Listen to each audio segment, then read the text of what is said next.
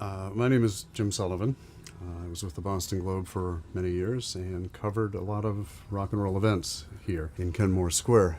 Well, I came here to Boston in 1978, fall of 78, and was freelancing for Sweet Potato Magazine, then later the Globe, and then hired by the Globe. Many different clubs at the time, but primarily the ones that we got used to, or the ones that were the most exciting, being the Rat, Spit, later Axis, Metro, which also went under different names like City, then later Avalon, 9 Lansdowne Street, which was also Venus de Milo.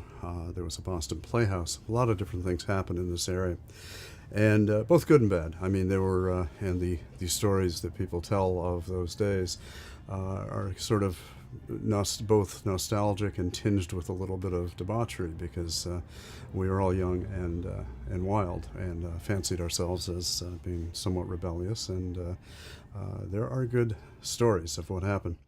I was talking with one of the managers at the Club Spit before I came in here today, and he was retelling me of a story when Dee Ramone, the late Ramones bass player, was here with the band playing the Metro Club, I guess, at the time.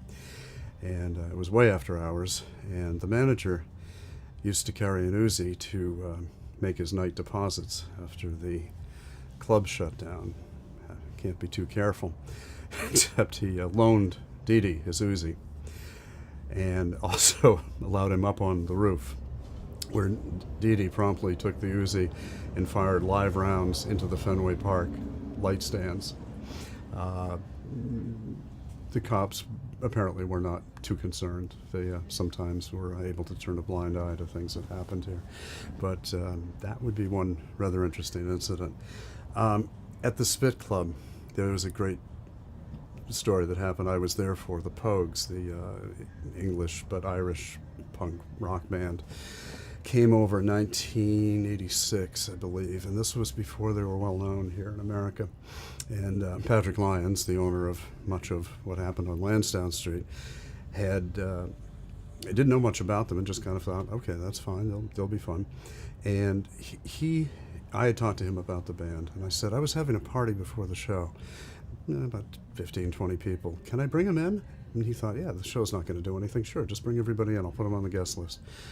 He did, to his credit, but the show was way jammed. The Pogues got very popular in that interim period. Pat, to his credit, honored the guest list, and we all got in, but there were way more than what was legally acceptable in that club that night. It was a great show, wild, chaotic, just a true celebration. But the Irish being the Irish, Patrick served Guinness that night. He brought Guinness in bottles. And beer was drunk, bottles were tossed, glass shattered, and it was the last ever night Patrick served Guinness in bottles at his club. He learned his lesson at that show.